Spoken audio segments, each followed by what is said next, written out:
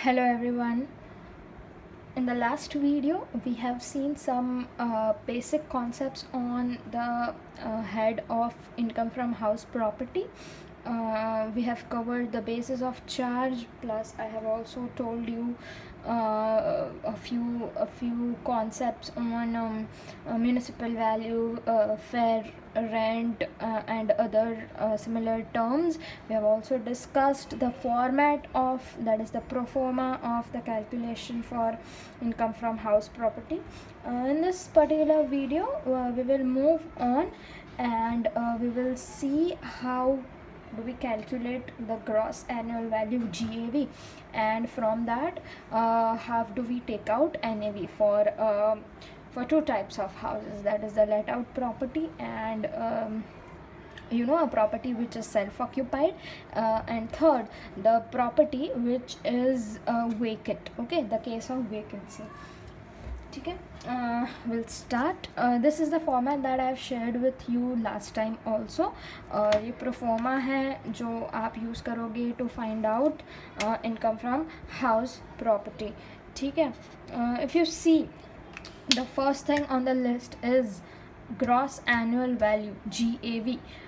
From that, if you deduct municipal taxes paid by the SSC, that is municipal tax, okay, you get NAV. So taking out NAV is not a big thing, okay, if you have GAV. So you need to correctly find out GAV. ध्यान से आपको question पढ़ना पड़ेगा कि ये case कौन सा है, सेल्फ ऑक्यूपाइड का है, लेट आउट प्रॉपर्टी का है, वैकेंसी का केस है, कौन सा केस है, उसमें से municipal tax paid by the assessee only, okay, ये भी हम आज डिस्कस करेंगे कि म्यूनिसिपल टैक्स का क्या सीन है.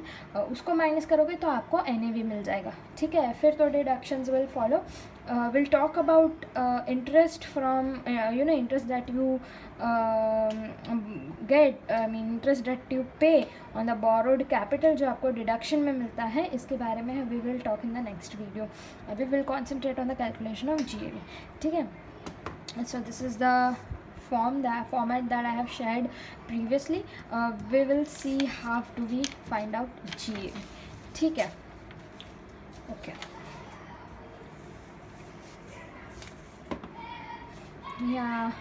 यहाँ पे I have shown that annual values are of two types, NAV and GAV. GAV में से म्यूनिसिपल टैक्स माइनस करोगे आपको NAV मिलेगा. ठीक है, ये मैंने आपको पहले भी बताया. Okay, now steps to calculate NAV निकालने के लिए पहले क्या करोगे, जैसे मैंने पहले बताया, पहले GAV निकालोगे. GAV से municipal tax deduct municipal taxes paid by SSC, the value thereafter is NAV. ठीक है, लेकिन GAV कैसे निकालते हैं, यहाँ पे ध्यान दीजिए. Things that are written in pink is to be concentrated at the moment. Okay, determine expected rent and compare with actual rent. This will fetch you GAV of the house property. This particular sentence is important, pay attention. First, to determine expected rent, ER पहले ढूंढिए, उसको compare कीजिए actual rent के साथ. Actual rent मैंने आपको कल भी बताया, वो ये एक्चुअल रेंट क्या होता है, it is the rent that you actually receive or you are deemed to, or it is deemed to receivable. ठीक है, आपको रिसीव होना चाहिए या हो गया है, वो वाला rent is actual rent. Actual rent आप लोगे सिर्फ लेट आउट टाइम के लिए ही. For example, your house is let out for 10 months only. Okay, तो आप AR लोगे, दैट इज़ एक्चुअल रेंट लोगे 10 महीने के लिए ही. ठीक है, now how do you find ER, this is important. ER को कंपेयर करना है AR के साथ, उसके बाद जो भी हायर वैल्यू होगा वो होगा आपका GAV. लेकिन ये ER होता क्या है, ठीक है, ध्यान से देखिए this portion. First of all, question में आपको दिया होगा MV, that is municipal value और फेयर रेंटल वैल्यू. पहले compare municipal value and fair rental value. इस दोनों में से ज़्यादा जो होगा, the higher of these two will become your notional rent. ठीक है, again I repeat, first compare municipal value and fair rental value. ठीक है, इन दोनों में से the higher term, the higher number will become your notional rent. Then compare your notional rent with the standard rent.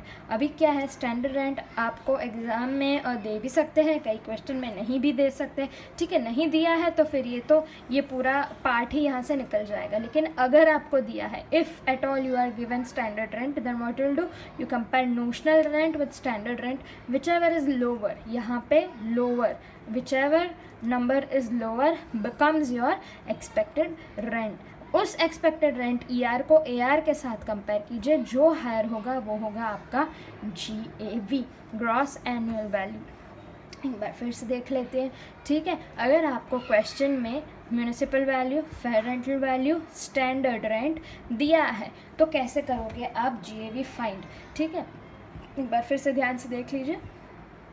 पहले you will compare municipal value with fair rental value, ठीक है। The higher number out of these two will become your notional rent, वो हो जाएगा आपका notional rent. Now compare notional rent with the standard rent. Standard rent आपको exam में दिया होगा, अगर दिया है तो नोशनल रेंट और स्टैंडर्ड रेंट को कंपेयर कीजिए, okay. The lower of these two will become your expected rent. फिर एक्सपेक्टेड रेंट को आप कंपेयर कीजिए AR के साथ, that is actual rent. The higher of the two will be your GAV। अब if SR is not given, that is standard rent आपको नहीं दिया है, कभी कभी हो सकता है कि आपको क्वेश्चन में म्यूनिसिपल वैल्यू दे दे, फेयर रेंटल वैल्यू दे दे, बस सिर्फ 2 ही चीज़ दी है, ठीक है। SR का कहीं पे जिक्र ही नहीं है, तो आप क्या करोगे, म्यूनिसिपल वैल्यू और फेयर रेंटल वैल्यू को कंपेयर कीजिए, ठीक है, ऐसे जैसे यहाँ पे किया। उसमें से जो हायर है वो हो जाएगा आपका डायरेक्टली ER। SR भैया दिया ही नहीं है तो फिर कैसे हम how will be taken to consideration if it is not given, okay। So directly compare municipal value and fair rental value, higher of the two will become your ER, compare ER with the actual rent that you are getting, उन दोनों में से जो higher होगा वो हो जाएगा आपका gross annual value, that is GAV। This is a simple calculation of GAV, ठीक है। अब इस GAV में से एक बार आपने GAV डिटरमाइन कर लिया, उसमें से सिर्फ आपको municipal tax paid by the assessee, जो असेसी ने पे किया है म्यूनिसिपल टैक्स, उसको आपको डिडक्ट करना है, माइनस करना है। वो माइनस करने के बाद जो आपके पास वैल्यू आएगी उसको हम बोलेंगे नेट एनुअल वैल्यू, NAV, ठीक है।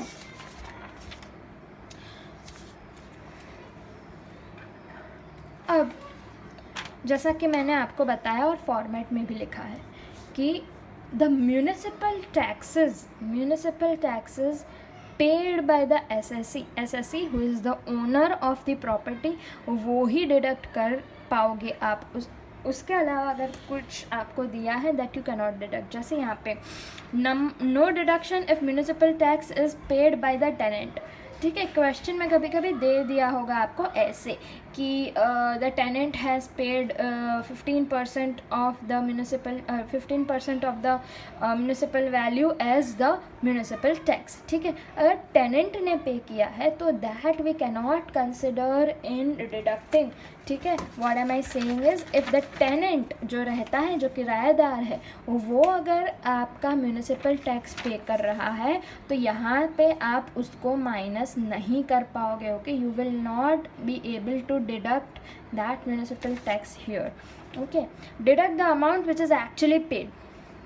अभी it may happen that municipal tax actually है 15,000, लेकिन टेनेंट ने ओनर ने दैट इज़ SSC ने पे किया है ओनली 8,000, ठीक है। तो you will not deduct 15,000, you will deduct the amount which is actually paid, okay. फिर से ध्यान दीजिए, if actual municipal tax is 15,000, ठीक है। म्यूनिसिपल टैक्स बता दिया है कि भाई 15,000 पे करना है, लेकिन SSC इस साल सिर्फ 8,000 टैक्स पे कर पाया है, ठीक है। Instead of 15,000 he was able to pay only 8,000 as municipal tax, okay। So while calculating income from house property, यहाँ पे municipal tax paid by SSC में आप यहाँ पे 15,000 डिडक्ट नहीं कर पाओगे, okay. You will write 8,000 only as deduction, why, because 8,000 is the actual amount which is paid by the SSC, okay. Pay करना था 15, 15 कर नहीं पाया, 8 ही किया है, तो 8 को ही डिडक्ट करेंगे हम, ठीक है। Next, sometimes it may happen that your municipal tax is greater than expected rent, ठीक है भैया। अब ये तो मतलब आपका एक्सपेक्टेड रेंट, यहाँ पे एक्सपेक्टेड रेंट हो जाएगा कम, ठीक है। कभी कभी ऐसा हो सकता है कि एक्सपेक्टेड रेंट कम है, ठीक है, और म्यूनिसिपल वैल्यू म्यूनिसिपल टैक्स ज़्यादा है, तो ऐसे में क्या होगा, आपका NAV नेगेटिव आ जाएगा, ठीक है। तो उसमें कोई प्रॉब्लम नहीं है, NAV नेगेटिव भी हो सकता है, ज़ीरो भी हो सकता है, ठीक है, क्योंकि आपका एक्सपेक्टेड रेंट कम है, ठीक है। तो एक्चुअल रेंट और एक्सपेक्टेड रेंट कंपेयर करके आपको शायद ऐसा हो सकता है कि ये मिले कि आपका expected rent becomes your GAV, ठीक है। While comparing ER and AR, it might very much happen that ER is higher and you take ER as GAV, ठीक है। अब ये हो जाएगा कि आपका GAV का जो वैल्यू है वो म्यूनिसिपल टैक्स से कम है। मान लीजिए कि आपका GAV आ रहा है कुछ 1 लाख रुपीज़, ठीक है, और मान लीजिए कि आपने म्यूनिसिपल टैक्स पिछले 10 साल में भरा ही नहीं है, ठीक है, और शायद कोई नोटिस निकल गई है कि if you don't pay the municipal tax then certain strict steps will be taken against you. तो आपने सोचा कि भैया 10 साल का बाकी का जो म्यूनिसिपल टैक्स है वो मैं भर देता हूँ, जो अमाउंट आ रहा है 1,20,000 तक, ठीक है। ये आपका हो गया GAV माइनस म्यूनिसिपल टैक्स, ठीक है। यहाँ पे ध्यान से देखिए, आपका GAV म्यूनिसिपल टैक्स से कम है, ठीक है। ऐसे में आपका NAV आएगा नेगेटिव 20,000 रुपये, तो इट इज़ ऑल ओके, ठीक है। NAV नेगेटिव आना या ज़ीरो आना is okay, do not panic if you get the answer in negative, okay. Sometimes the assessee might pay the municipal tax of previous year or years in the current year. You need to deduct the full amount paid. जैसे कि मैंने अभी आपको example देते हुए बताया कि शायद पिछले 10 साल से आपने म्यूनिसिपल टैक्स नहीं भरा है और आप सोच रहे हैं कि सारा का सारा इस साल का और पिछले 10 साल का भी आज ही मतलब इसी साल में भर देते हैं, ठीक है।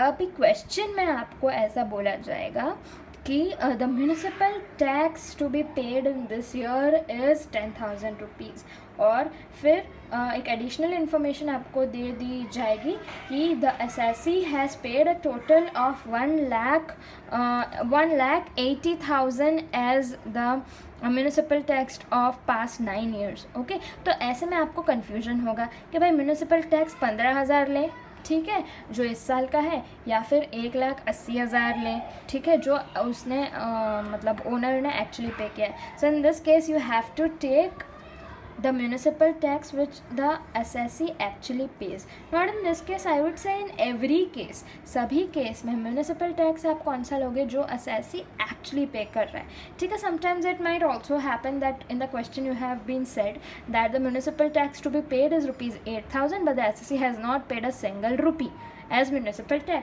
तो कोई बात नहीं है, ठीक है। भले ही क्वेश्चन में आपको 8,000 दिया है, लेकिन यहाँ when you deduct you write nil, क्यों, क्योंकि एसएससी ने कुछ पे ही नहीं किया है इस साल में, ओके। भले ही 8,000 उसको म्यूनिसिपल टैक्स भरना था, लेकिन उसने नहीं भरा है, so it will be nil. I hope you understand.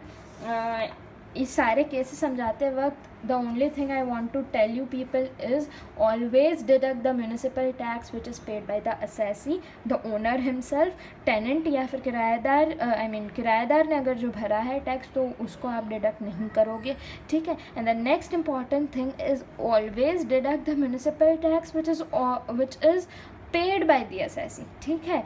कितना करना चाहिए था, कितना करना है, ये इम्पॉर्टेंट नहीं है, कितना पे किया है वो इम्पॉर्टेंट है, और उसी अमाउंट को you will deduct from GAV in order to get NAV। I hope आपको ये समझ आया है कि GAV कैसे कैलकुलेट करते हैं और म्यूनिसिपल टैक्स की डिडक्शन कैसे होती है, ठीक है। The next thing I would like to tell you people is I would like to show you some calculations on GAV, ठीक है। I will take some examples and I like to show you कि GAV calculate कैसे करते हैं, ठीक है। Calculation of GAV, पहले हम ले लेते हैं एक लेट आउट हाउस के लिए, मतलब एक घर जो किराए पे दिया है, a let out property. Okay, उसमें यह है case number 1, house is let out for full 12 months।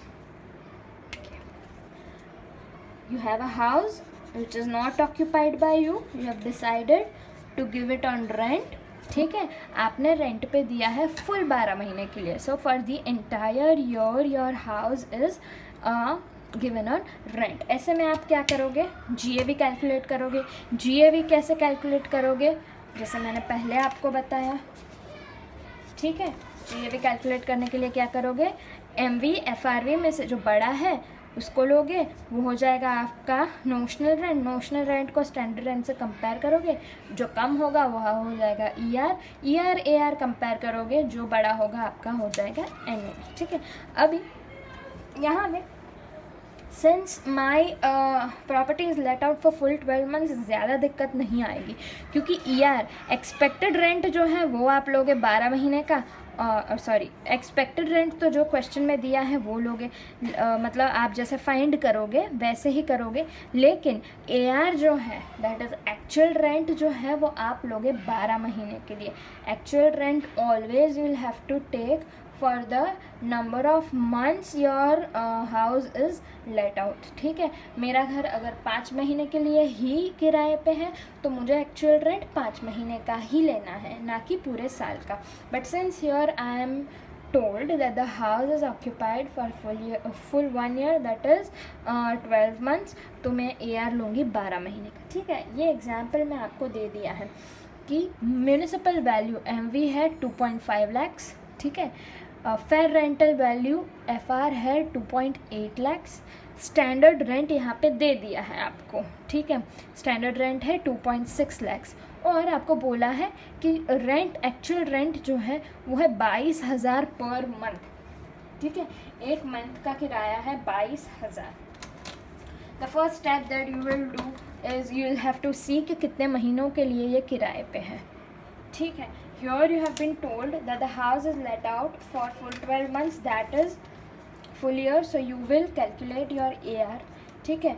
AR is 22,000 into 12 month के लिए, ठीक है, तो वो हो जाएगा 2,64,000, ठीक है, 2.64 lakhs, ठीक है। अब what did I tell you, अभी मैंने आपको ये चीज़ बताई है कि आप GAV कैसे फाइंड करोगे। First you will compare MV with FR, municipal value with fair rental value, जो बड़ा होगा वो हो जाएगा नोशनल रेंट। चलो यहाँ पे देखो, म्यूनिसिपल वैल्यू और फेयर रेंटल वैल्यू में बड़ा अमाउंट कौन सा है, MV FR में बड़ा कौन सा है, FR, ठीक है। तो FR आपका बन जाएगा नोशनल रेंट, ठीक है। इस नोशनल रेंट को कंपेयर करो, इस नोशनल रेंट को कंपेयर करो स्टैंडर्ड रेंट के साथ, जो कम होगा हो जाएगा आपका एक्सपेक्टेड रेंट, ठीक है। 2.8 लाख और 2.6 लाख में से कम कौन सा है, 2.6 लाख, सो आपका स्टैंडर्ड रेंट हो जाएगा आपका एक्सपेक्टेड रेंट, ठीक है। इसको कंपेयर करो एक्चुअल रेंट के साथ, जो बड़ा होगा वो होगा आपका GAV, ठीक है। मेरा ER है 2.6 लाख और मेरा AR है 2.64 lakh, okay. So I have my AR to be greater than ER, so my GAV, मेरा GAV क्या होगा, my GAV will be equal to AR, और वो हो जाएगा therefore your GAV will be 2.64 lakhs, okay. काफ़ी इजी है समझने के लिए, okay. Next case is house is let out for part of year and self occupied for the remaining part of year, ठीक है। ये जो चीज़ है ना, ये जो मैंने आपको बताया है, this particular thing remains the same for all the cases, okay. अगर स्टैंडर्ड नहीं दिया है तो फिर ये फॉलो करो, अगर स्टैंडर्ड दिया है तो ये फॉलो करो। So in short you will have to remember this thing, ठीक है। अभी house is let out for part of year and self occupied for the remaining part of the year. अब मान लीजिए कि आपके पास एक घर है, ठीक है, जिसमें आप नहीं रहते हो, ठीक है. You own 2 houses, one in which you are already living, which is self occupied by you, another you have given on rent. अभी आपने सिर्फ 7 महीने के लिए किराए पे दिया है. You have given the house on rent only for 7 months. Okay, बाकी का 5 महीना आपने खुद ने ऑक्यूपाई कर दिया. ओके, कुछ ज़रूरत पड़ गई आपको या फिर सम सच कंडीशंस आगे आ गए कि आपको इस घर को खुद से ऑक्यूपाई करना पड़ा और यही घर आपका 7 महीने के लिए लेट आउट था. तो ऐसे में आप क्या करोगे? ठीक है, आपका GAV ऑलवेज होगा ER और AR में से ही जो हायर है वो. लेकिन ER तो 12 महीने का लोगे आप, एक्सपेक्टेड रेंट. लेकिन यहाँ पे AR क्या लोगे? AR सिर्फ 7 महीने का लोगे. क्यों? क्योंकि आपने ये मकान किराए पे सिर्फ 7 महीने के लिए दिया है. ठीक है, ER तो फिर आप लोगे पूरे साल के लिए ही. Always ER is taken for 12 months only. Okay, but AR is taken for the let out period only. Example देखते हैं. आपको क्वेश्चन में दिया है कि म्यूनिसिपल वैल्यू 3 लाख है. ठीक है, फेयर रेंटल वैल्यू है 3.2 लाख और एक्चुअल रेंट आपको मिल रहा है 25,000 रुपये. ठीक है, यहाँ पे अगर आपने देखा होगा तो स्टैंडर्ड रेंट दिया ही नहीं है मुझे. ठीक है, तो पहले मैं क्या करूँगी, मुझे ER फाइंड करना है, एक्सपेक्टेड रेंट. ठीक है, एक्सपेक्टेड रेंट को मेरे को AR के साथ कंपेयर करना पड़ेगा. So what will be my expected rent? Expected rent will be higher of MV और FR. MV और FR में से जो हायर वैल्यू होगा वो हो जाएगा मेरा एक्सपेक्टेड रेंट. तो यहाँ पे हायर है FR, तो वो हो मेरा ER हो गया 3.2 lakhs. ठीक है, अब बारी है AR की, एक्चुअल रेंट. ER मैंने लिया है 3.2 lakhs which is for 12 months. लेकिन AR मैं लूँगी 25,000 सिर्फ 7 महीने के लिए, because my house was occupied, my house was let out only for 7 months. वो हो जाएगा 1.75 lakhs. ठीक है, मेरा ER है 3.2 lakhs, AR है 1.75 lakhs. मेरा GAV क्या होगा? Higher of these two. इन दोनों में से हायर क्या है? 3.2 lakhs. So my GAV will be 3.2 lakhs. I think this is easy to understand. Okay. Next important case that I will take up is of vacancy. ठीक है, देखो, house को सेल्फ ऑक्यूपाई करना, ठीक है, अलग बात है. हाउस को किराए पे देना अलग बात है. और आपकी प्रॉपर्टी वेकेंट रहना अलग बात है. वेकेंट रहना मतलब आपने उसको रेंट पे देने की कोशिश की, but you did not get anyone who would take your property on rent.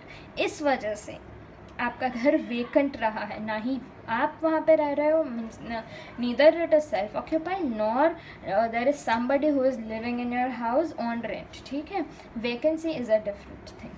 Okay,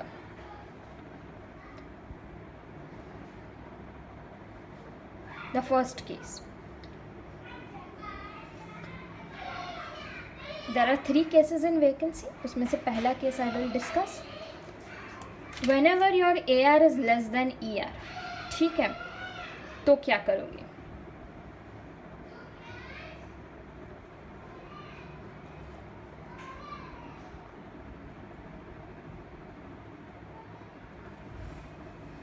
We'll take the first case of vacancy, जिसमें आपका एक्चुअल रेंट आपके ER से ज़्यादा है. ठीक है, the actual rent that you receive is greater then your ER. Okay, vacancy होने के बाद भी. तो ऐसे केस में आपका GAV क्या होगा? Your GAV will be equal to AR. आपका GAV हो जाएगा इक्वल टू AR. लेकिन यहाँ पे ध्यान दीजिए, आपको AR का मतलब कितने टाइम का लेना है? उतने ही टाइम का जितने टाइम के लिए आपकी प्रॉपर्टी लेट आउट है. ठीक है, ये एग्जांपल देखिए. क्वेश्चन में बोला गया है आपको डायरेक्टली कि ER है, एक्सपेक्टेड रेंट है 3 लाख रुपए. ठीक है, एक्चुअल रेंट AR दिया गया है विच is 28,000 per month and the vacancy period is 1 month. That means कि आपका घर is on rent for 11 months and for 1 month it was vacant. Now ऐसे केसेस में your GAV will be equal to AR. लेकिन आपको पहले देखना पड़ेगा कि ER और AR में से ग्रेटर कौन सा है. ठीक है, since your property was on rent for 11 months, I will do 28,000 into 11 करने पे मुझे मिलता है 3,08,000, 3.08 lakhs. ठीक है, अब 11 महीने का किराया जोड़ के भी आई एम अर्निंग 3.08 lakhs और मेरा एक्सपेक्टेड रेंट है 3 lakhs, which is obviously lesser than AR. ठीक है, सो यहाँ पे you can clearly see that my AR is greater than my ER. AR is greater than ER, the first case, उसमें GAV हो जाएगा equal to AR. therefore in this case my GAV will be 3.08 lakhs. ठीक है, the next case is where your AR is less than ER. ठीक है, but because of vacancy, ध्यान से सुनिए, आपका actual rent is less than your expected rent and this is happening because your house is remaining vacant. तो ऐसे cases में आपका GAV हो जाएगा इक्वल टू AR. कैसे? Will see by an example. You have been told in the example that expected rent 3 lakh रुपए है और actual rent is 28,000 per month. Okay, the actual rent AR is 28,000 per month और vacancy period is 4 months. That means for 8 months your property was on rent and for 4 months by some reasons, पता नहीं XYZ reasons की वजह से आपका 4 महीने के लिए घर remained vacant. Now how will you find out कि AR और ER में से greater कौन सा है? ठीक है, अब आप ऐसे सोच लीजिए कि अगर मेरा घर वेकेंट नहीं रहता, ठीक है, if my house would not have been vacant, तो मुझे कितना किराया मिलता. अभी मेरा AR है 28,000 पर मंथ के हिसाब से. For 8 months it is 2,24,000. ठीक है, 8 months के लिए. अगर मेरी प्रॉपर्टी वेकेंट नहीं होती तो मुझे कितना किराया ज़्यादा मिलता. ठीक है, ये 8 महीने के लिए है. 4 महीने के लिए मेरा घर वेकेंट रहा है, अगर वेकेंट नहीं रहता तो मुझे कितना किराया मिलता. ठीक है, find out that. You would get 1,12,000 मोर. ठीक है, 2,24,000 फॉर 8 months. अगर आपका घर 4 महीने के लिए वेकेंट नहीं रहता है तो आपको 1,12,000 ज़्यादा मिलते हैं.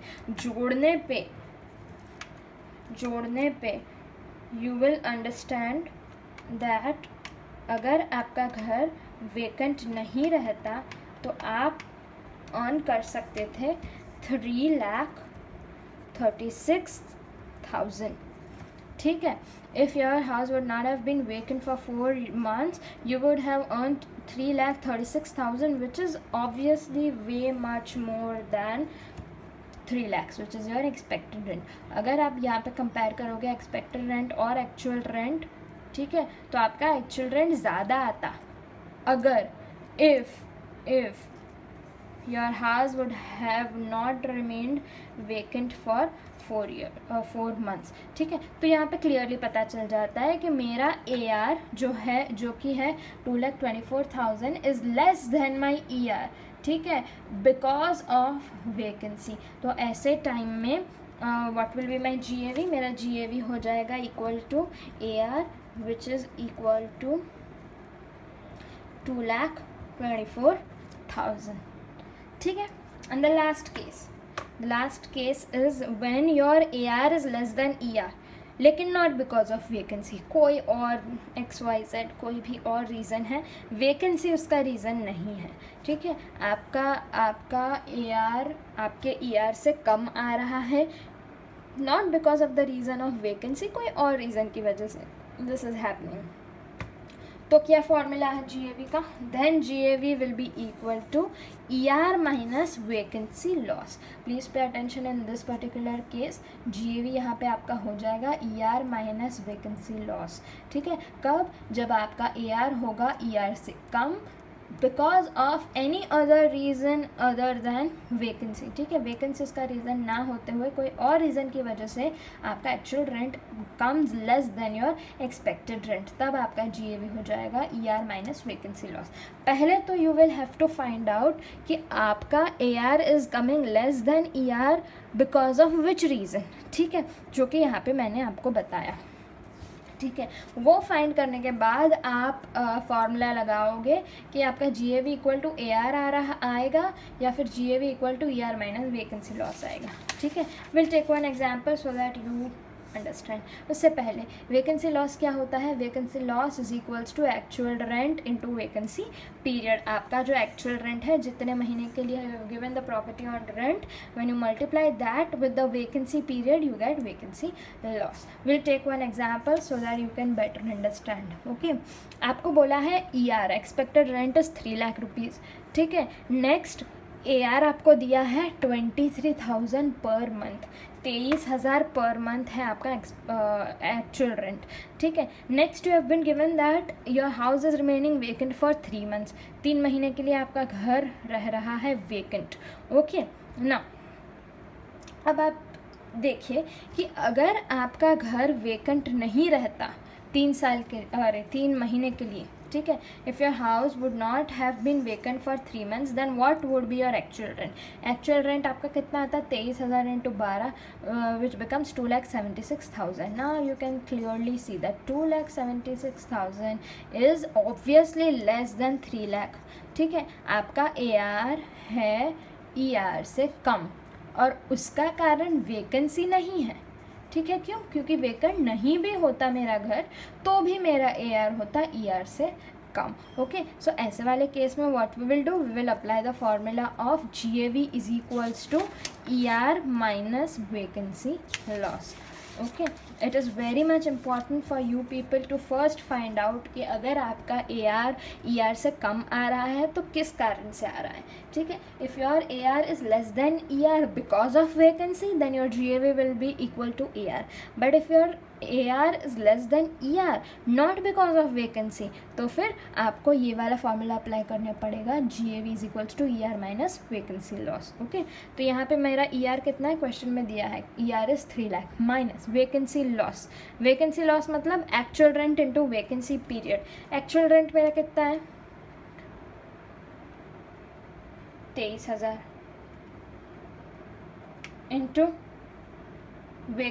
इंटू वैकेंसी पीरियड जो है 3 महीना, ठीक है। My vacancy loss will be 23,000 into 3 months, ठीक है, विच इज़ 69,000 जो मैंने यहाँ पे लिखा है here. Okay, so my ER minus vacancy loss that is 3 lakh minus 69,000 gives 2,31,000। ये हो गया मेरा GAV, ठीक है।